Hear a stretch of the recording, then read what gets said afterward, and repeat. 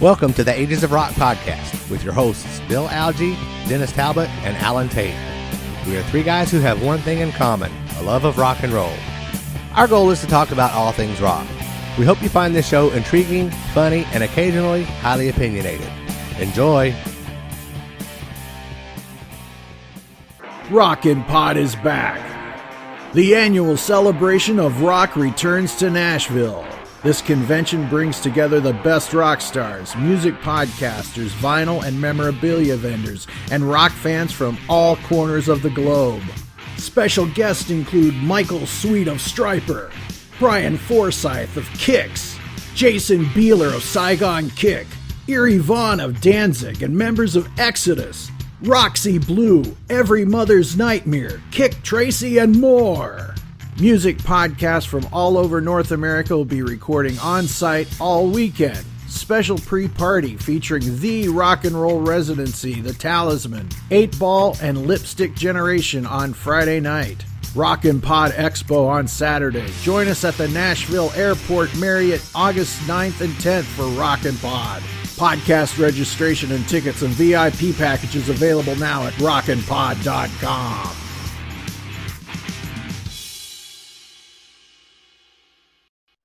Welcome to the Ages of Rock podcast. This is Bill Algie and Dennis Talbot doing a little pre-show action today because, let's see, we got a text from Alan that said he was in the middle of something. And I'm holding up air quotes. Me too. Something. I don't know what that means, but he was in the middle of something. So good luck to you, buddy. But the whole point is, whenever he does the interview letter, he's going to be doing something. We're going to be doing something. That's right. We will be doing something. So, anyway, so weird show. On the later on the show tonight is Joe from the KISS Cruise pre-party, and he's working on that right now. And I know that Alan is going on the KISS Cruise, and he keeps reminding us of that, rubbing our noses in it because he's an angry little man and just makes us all feel bad. Anyway, so there you go. So he's going to be chatting with him later. Dennis and I are going to have conflicts when that interview occurs, so we're going to let Alan do a little one-on-one action. There you go. That doesn't sound good either. Oh, never. Anyway, Joe D'Angelo.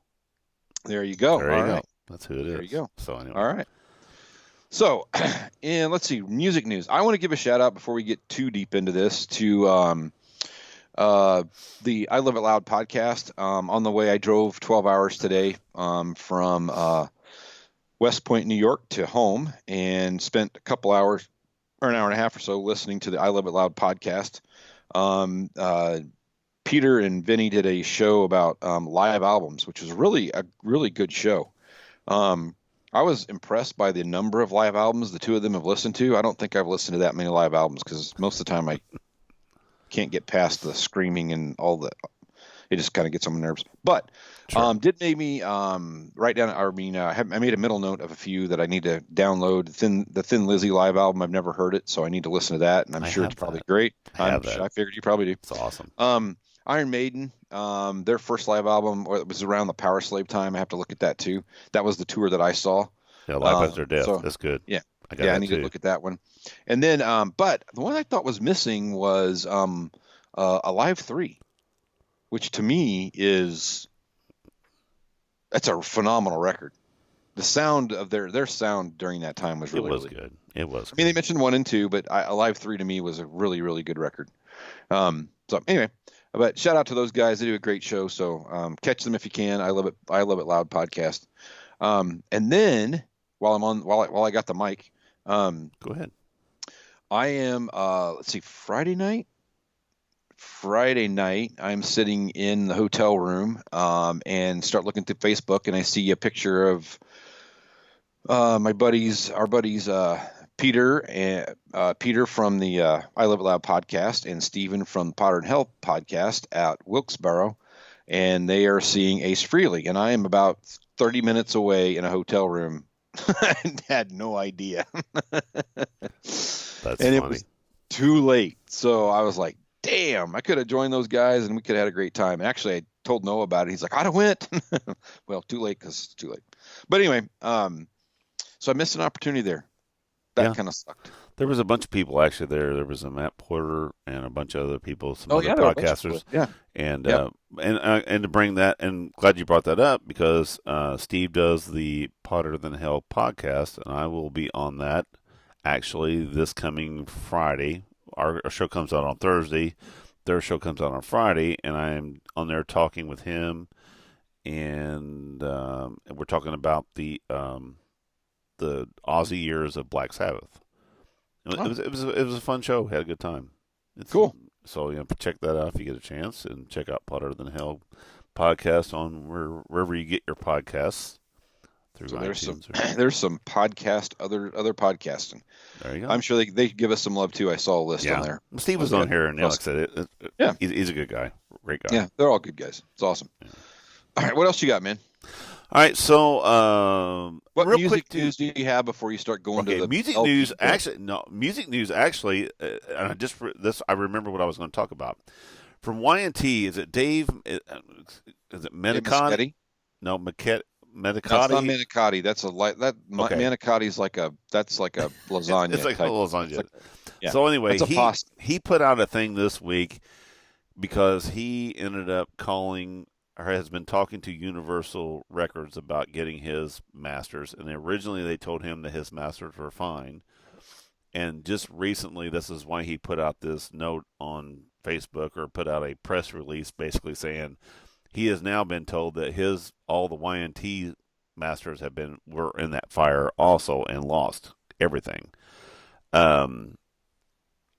Universal is going to get into a big shtick about this because they've now it's coming out that they actually 2 years after the fire collected a huge sum of money from their insurance agency on that fire and then never told anybody. So they're going to be divvying out some money here sometime soon. Because I would think so. Every one of these people, and the thing is, they're lying to their clients. I mean, they're lying to the people who, they're supposed to be storing these things in good faith. They should be, keeping them in a room that's, humidity free and fireproof and what have you. Well, it was humidity free. Yeah. A lot of fire anyway. So anyway, but so that was my one news item I thought. Oh, and also, well, I can't remember what I was going to say. Anyway, forget that. Anyway, went record shopping again. So I know you guys get tired of my record shopping, and let me know if you're tired of hearing about our new record purchases or not. But some people have said that they liked them. This is one that I actually bought. Oh, cool! I got this. We talked about that Megaforce 707. It came in, and I actually talked to Todd. I've talked to him a couple of times over. He said, "Look," he says, "if for some reason we don't run into each other at some point," he says, "just send it to me, and I will definitely sign it and send it back." But I don't want to take a chance on sending it out there. Say I'll run into Todd at some point. So anyway, I went down to the book broker this last week, and I'm going to go through this quick. Styx Paradise Theater, really good shape, $4. Here we go. Ted Nugent's first album, Stranglehold, Greatest I want Song. That. Yeah, $6. And I mean, it's like brand new. Scorpions Blackout, great album, $6, good shape. Cars first album, $6, good, very good shape. All these are in perfect shape. Ask me, let me know. Otherwise, you don't have to say good shape unless you go. Yeah, I paid $6 and it's a piece of shit. No, none of these are. None of these are piece of shit. Then I can make fun of you. Cat Scratch Fever, $6. Rick Springfield, Working Class Dog. $5. Oh, wow. Perfect shape. Ted Nugent, Free for All, $5. What are you doing? Did you want a Ted Nugent run? They had a bunch of Teds there, you know what? And I fucking picked them up. A rebuy in color. This thing here looks like it just came out of the plastic. And I had just bought one of these in a shitty. The record was in good shape. The cover was terrible for $8. $5. So I'm going to get rid of the other one. So now you paid $13 for it. So, and then I got also, I went a little different this time because I've been wanting this album. Bruce Springsteen's Oh, Born to Run, Thunder. Well, 10th Avenue Freeze Out. I like that song. man. And so you know what? I'm gonna have to have a Bruce Springsteen. It's okay. One. But $6. You know, I'll probably listen to it once. You probably So- listen to the Elder too. Oh, I love the Elder. I also got from that one Eddie Money's first album. Yeah, I have that. Like Yep. brand pristine shape, $6. Yep. All right. So what happened was then I went through when I bought that console stereo, I got a whole box of albums from this guy. And I kind of just kind of breezed through them. The first couple I picked out were kind of pretty well scratched up. So I kind of put the box to the side. And Sunday I went out and went through it again just to see what I actually had and pulled 18 really good albums out of there. Oh my gosh. Yeah. And this was part of that $100 console stereo plus records. Boston's first album. You just bought that. No. I bought Boston's second album. That's Don't Look okay. Back. Boston's first album. Really good shape. Richie Blackmore's Rainbow with The Man on the Silver Mountain. Oh, yeah. Good shape. No problem. U2 Live under the Blood Red Sky. That's the one from Red Rocks. That's what you see on that. Elton John's Greatest Hits. Mellencamp's Lonesome Jubilee. Actually, still in the plastics. I didn't even realize that. Aerosmith's Greatest Hits. Cool. Now, some of these I don't give a fuck about. Probably Jefferson Starship, Spitfire. I don't know. Actually, the only thing that was on here that was good was With Your Love. And that's just kind of a... I'll take your word for it. Little Feet. You into Little Feet? Oh, yeah. I've heard of them. Yeah, I know who they are. I don't know who they are. I'm not into them, but I've heard of them, yeah. I don't know. But it's a nice shape record. Now, this is somebody else's collection, so... It's kind of funny because the records are in good shape, but the covers look like they've been through the mill. Yeah, but the records it's kind of weird. The inserts are really nice. Walk on the Wild Side, Best of Lou Reed. You know, I really don't care about it, but you know, it's in good shape, and I'll keep it. I'll trade it for some. Toulouse Street, Doobie Brothers. That's a nice album, and it's actually in pretty good shape. Got great. Listen to the music, all that stuff. Doors' Greatest Hits. Actually, that album covers in real good shape. It's pretty cool. Back in Black, Hate the Sack. The album you say you hate, right? Yeah, I know, but I got it now, so I can not listen to it. You got it for free. Yeah. Aerosmith, Toys in an Attic. That's a good album, actually. Commodore's Greatest Hits. Oh, cool. Oh, that's cool. Yeah, that is. I'm telling you, Little Brick House, Sweet Love. You know what's going to happen. You're going to put that on. You're going to be dancing. People are going to be. Make sure you leave your camera on. You know what? Once, twice, 3 times. Yeah, that was it. We're going to be doing it. Once, twice, that was it. Never again. Molly Hatchet, Beating the Odds. I have picked that up a few times and put it back down. I don't know why. Well, it's Beating the Odds. Is Beating the Odds on there? That's the only song I know, actually, on this album. Curious. So, anyway, The Outfield, Play Deep. Dude, that's a very hard record to find. I bought that, but it's really hard to find. And it was actually in plastic. Expensive. And it's in plastic, and it's in really good shape. Yeah, it's very expensive. It's a good record. Yeah. How about another Bruce Springsteen? A little Tunnel of Love. Yeah, I know. It can go to the side as far as I can see. And then one more. This guy must have loved. You should put that in your cutout bin. Yeah, this is Jefferson Starship. This has actually no song. Count on me. You can count on me. You know that song. So anyway, not heard of it. So anyway, that was kind of though that was 18 good records, and I can always take them down and trade them 2 for 1. So the ones I don't like at the book broker. Or whatever? I can change. That's cool. Trade for That's 2 pretty for cool. 1. Okay, so I picked up some. I was cool. laying in bed Saturday morning or Sunday morning before we were getting ready to go do some stuff, and I'm like, I'm gonna look up where are there any record stores in this little town in New York that we were in called Newburgh. And there was one within. Actually, I could have walked to it. And you from walked where we stayed. And you walked. Nope, I drove. Oh, you drove. Okay. I had to cross a busy intersection. I was scared I was going to get hit. No, anyway, So anyway, it was just like an antique mall kind of thing. But Sure. so first thing I walk in and I see this, which is Wow. Bon Jovi's New Jersey. Hell yeah. That one in the stack. Second thing I saw was James Taylor's Greatest Hits. That one in the stack. That's fucking. What did you pay for those? $6 each. Oh, that's awesome. And they're in like unbelievable shape. James Taylor's nice. I wish I could get that. Been talking about this, and I finally found it. There you go. That's a good one. Yeah, really, really good shape. And I toyed with this. I put something back to get this because I was afraid I was going to spend too much money. All right. I forget what I put back though. So it didn't make much of an impact. But I actually bought another copy of Paul Stanley's solo record. Yeah. But I know I got the text from. I actually got the text from you when you were debating this one. It comes complete with the inserts. Oh, that's so cool. And that is so cool. And the poster. And the poster. That's awesome. See, the insert's even better than the poster. It's like I'm paying for the inserts because the poster, Yeah.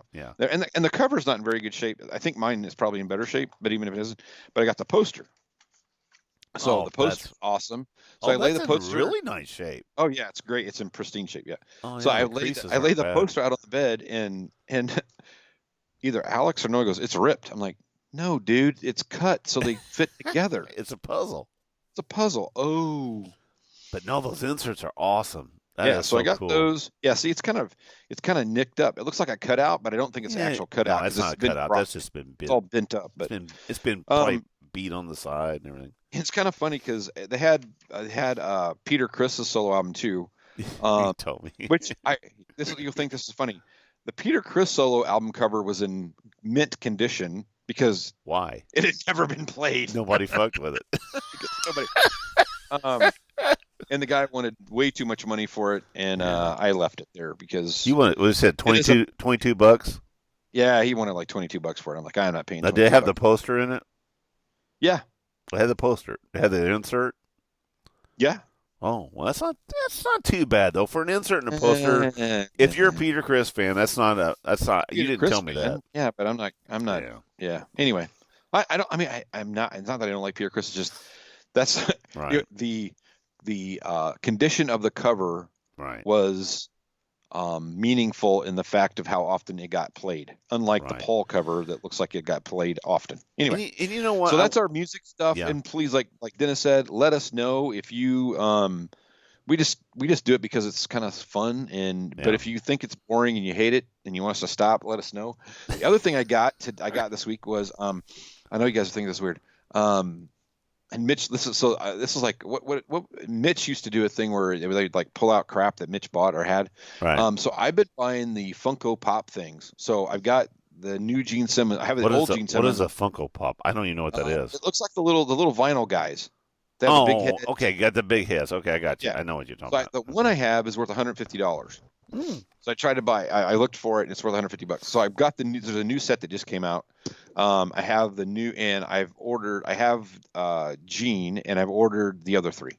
Okay. So I'll have them all here shortly. Cool. But I got a good deal on them, so it's kind of cool. Yeah. But I don't want to get into show and tell thing. That's kind of crappy. Hey, but you know one thing, getting back to the albums real quick, and I wish when I bought that new Rock and Roll Over the other day, which I showed last week, you have the sticker in it, which came with the original album.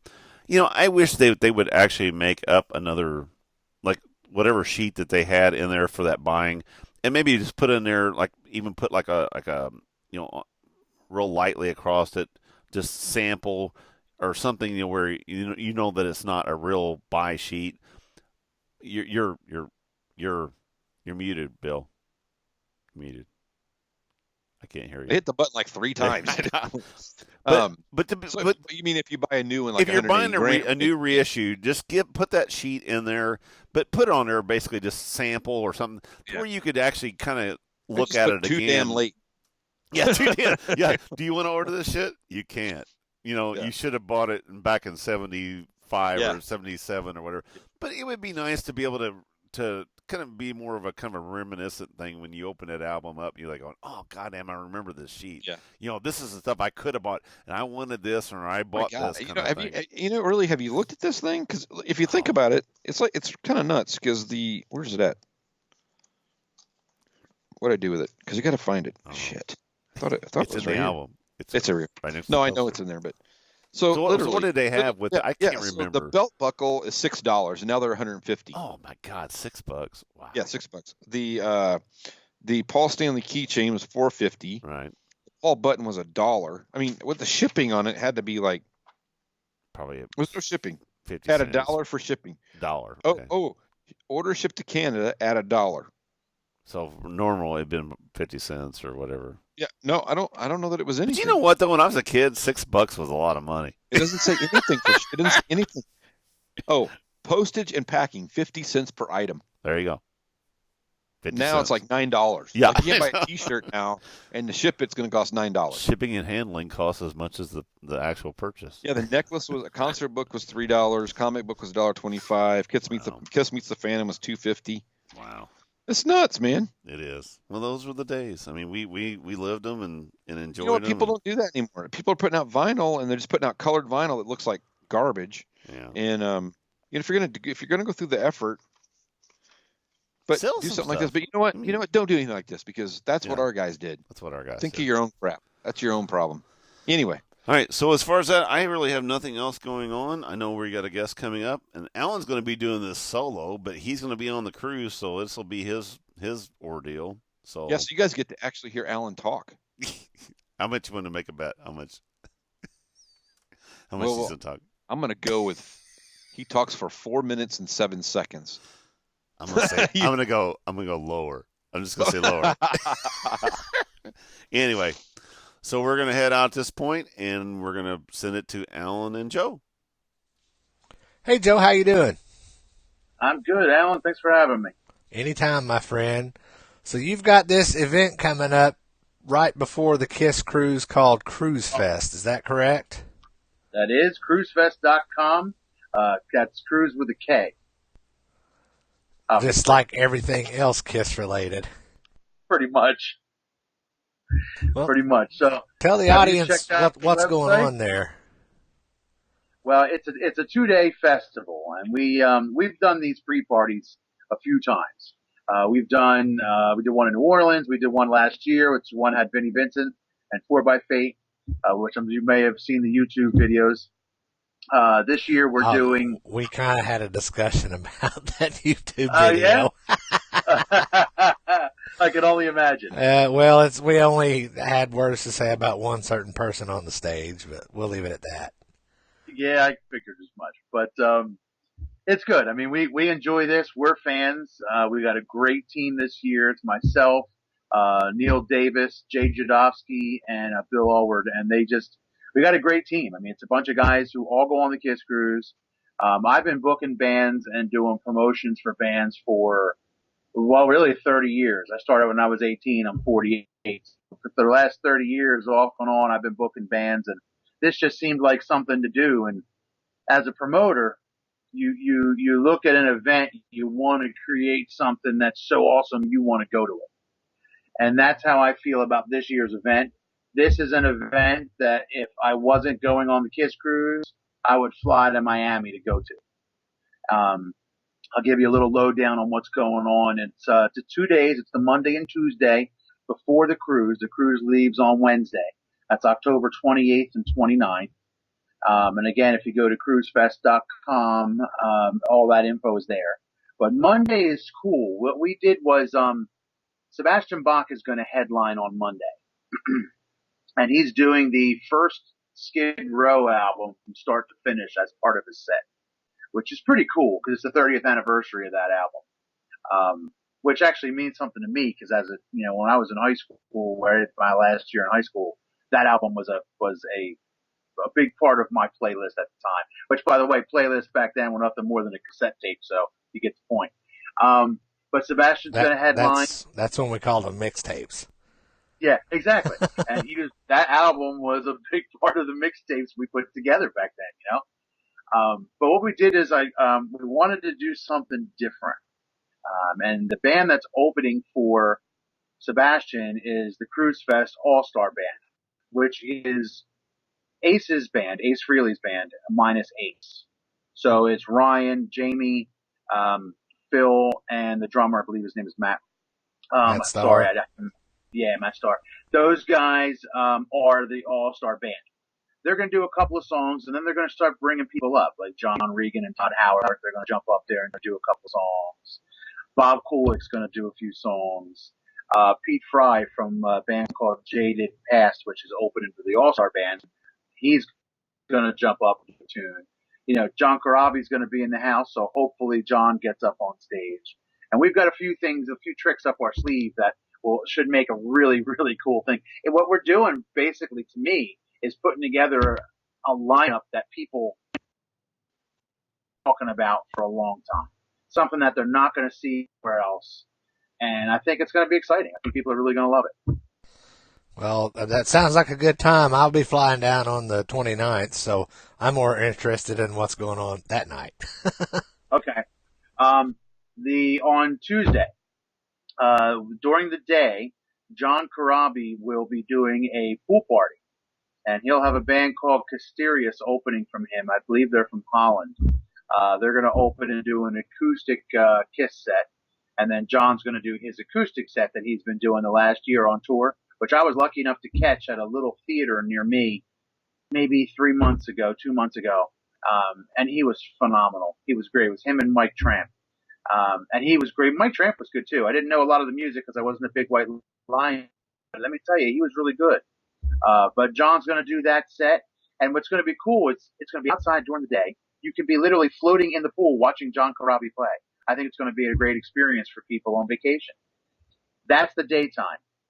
Nighttime, we've got Kiss America is going to be the opening band, which played last year as the headliner and did really, really well. They crushed it. I believe this year they're doing Rock and Roll Over from start to finish, so that'll be a nice treat. Then after them is Thunder Mother, who were on the cruise last year, and those chicks rock, man. If you haven't seen them live, you're in for a treat because they are something to see. And then after them is Return of the Comet. And Ace Frehley is going to wrap up Return of the Comet set by joining them on stage for 2 songs. So that'll be cool because that's a lineup that's never happened before. And then of course Ace is going to do his set. So that's all the music basically for both days, except on Monday, as I said, there was the number 13s, Jaded Past, the All-Star Band, and Sebastian. I didn't mention the number 13s, and I should. Those guys are KISS Cruise alums, so anybody that's been on one of the first couple cruises probably knows those guys. But something else that's happening, if you don't mind me just going on one step further here, on both days during the day, there will be a rock and roll expo, and we're calling it the International KISS Exchange and Rock and Roll Expo. And essentially, we're going to have people from all over the world doing selling their wares and showing what they, different artifacts and selling, books and trinkets and KISS stuff. We've all got KISS stuff for sale, and we're going to have some vendors there selling legitimate KISS stuff. And we're also going to do like Q&As, have some panel discussions with some of the guys like Bob Kulick, and a couple other things. And we're currently working on, and this will be announced soon, so I'm actually breaking it here. It's going to be a Bob Kulick fantasy camp. I don't know if I can use the term fantasy camp, but that's the concept. Bob and John Regan and Philippa from Thunder Mother and Pete Fry from Jaded Past. These guys are all going to hang out with 10 or 12 people who are part of this, 3-hour session.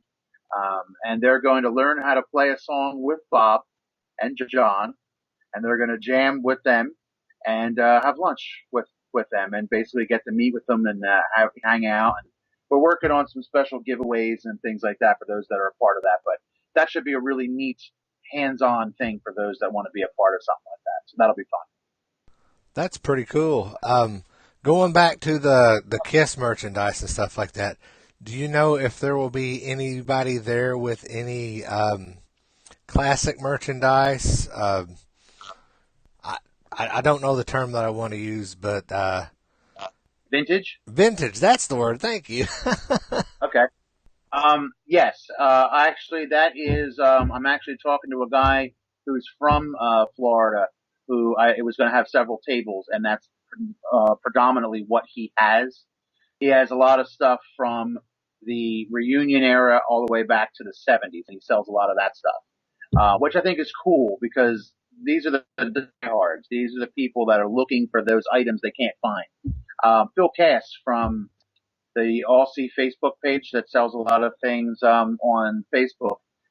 He is Phil's going to have a table, and I'm sure he'll have some unique Australian items that aren't available here in the States regularly, like those hair combs that they had, and the different things that were available only in Australia, the makeup bags.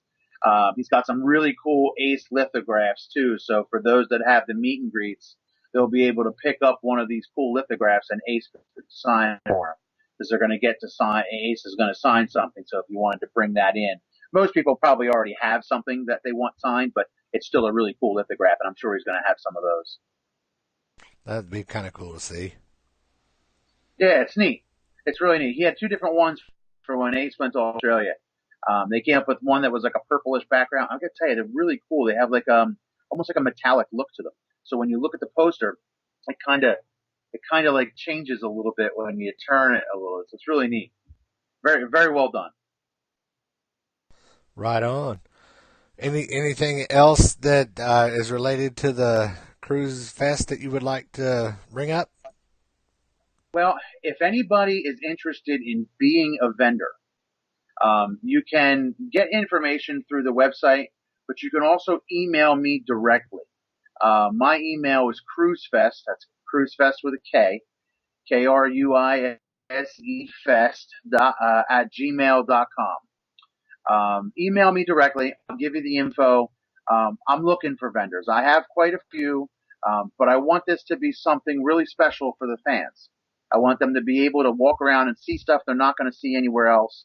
And when they go home back to Sweden or Japan or Rio or wherever that they call home that's not here in the States, they can take back that piece of something they got before the cruise and say, I got this at Kruisefest. So I definitely want to get some more vendors. I'm trying to, sometimes the best way to reach out to vendors and let them know that you're looking for them is to do stuff like this and just tell them flat out, hey, give me a call. I'll take care of you. So if you know of anybody or if anybody out there hears this and is interested, send me an email. I'll take care of you. Very cool. Now, you've been on the cruises before, correct? Yeah, I've been fortunate to be on every one of them. So, once we get on the ship, we have to have a beer together. Or your beverage choice. Just one? Well, we got to start somewhere. That's true. They sell the beers in buckets. And we, you've heard the song Got to Choose, of course. So we've changed the words to Bucket of Brews. So, we'll definitely sit down to a bucket of Stellas and kick our feet up and reminisce. Right on. So, since you've been on all of the cruises, which one was your favorite and why? I would say 4, which was the Dress to Kill cruise. Seeing the band play in suits was just, I almost can't put words to it. It was surreal. Like you'd never to a KISS concert, see them all wearing their face paint and then dressed in suits. It was just so awesome. The cruise itself was good. I liked of some of the bands, if I could segue for just a second. Extreme was probably my favorite band that was on the cruise that wasn't KISS, except for Bruce Kulick. He doesn't count. He's part of KISS to me. But he was phenomenal. But the external bands, Extreme was awesome. They were just such a fun band. But I'd say my favorite cruise was probably what had to be 4, Dress to Kill, Dress to Cruise. There you go. Well, did you have a least favorite cruise?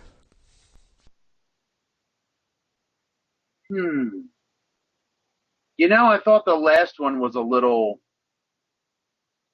less exciting. The destination and the ports weren't that great. I think what's happening with these cruises now is it's become for those of us that have owned every one, we kind of get like I don't want to say jaded because that's a horrible word, but like I'm expecting to be wowed, and last cruise didn't really wow me as much. I think because everything that they had done previously, so it was kind of but I can't really say it was bad. I had a hell of a time. Thought the pre-party was great. The people were fun. I drank beer for 5 days straight and watched some good bands. So Bruce Kulick was awesome last year too. Him and Todd Kearns, damn it. That guy is just amazing. I tell you, that guy has more talent in his pinky than I have in my entire body. I saw him play with Slash, and Miles and the Conspirators, and, he totally owned the stage. I mean, he's on stage with Miles Kennedy and Slash, and I was watching him. He was just phenomenal. So yeah, he's a lot of fun. So I'm looking forward to seeing him again this year too. Yeah, it cracks me up. Everybody keeps asking me, when you're going on the cruise, what are the destinations? What ports are you going to? I'm like, I don't know. I'm going on the cruise to hang out with a bunch of friends. I don't care where the excursions are. I don't care where we get off. I'm there to have fun with people that I haven't met before. I will tell you though, this year we're going to the Norwegian private island. Forget the name of it. Great Stirrup Cay, I think it's called. That was one of the best destinations that we've gone to out of all the cruises. It was the most fun. You take catamaran off the boat, takes you to the island. All the food is covered. You don't have to buy food because it's a Norwegian island. When they had, I think the rock show played on the island one year. That was a lot of fun. Hopefully they do that again this year and have a band play on the island. But yeah, that's fun. I would suggest doing that. They're doing Jamaica again as well. And I didn't have I don't want to say I had a bad time in Jamaica, because how can you have a bad time with your toes in the sand and a beer in your hand?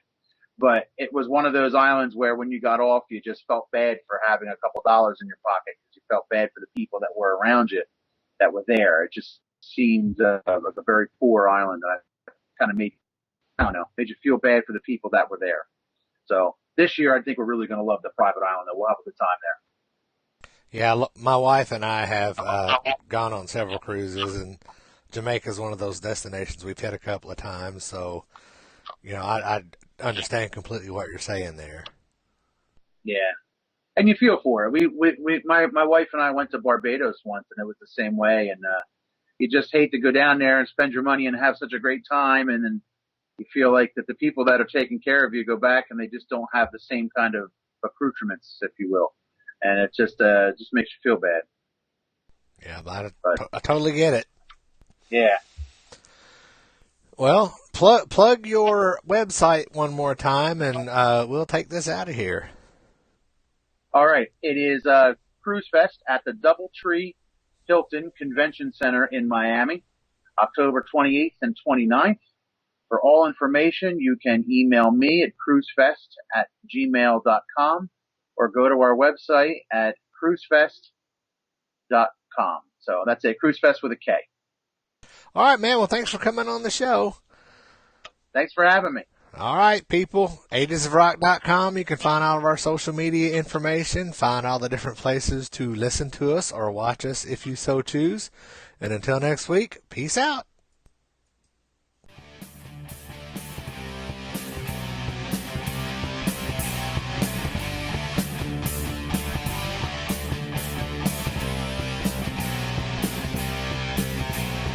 Thanks for listening to the Ages of Rock podcast.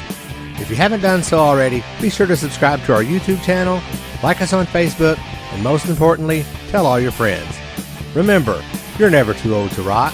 Until the next episode, peace out, folks.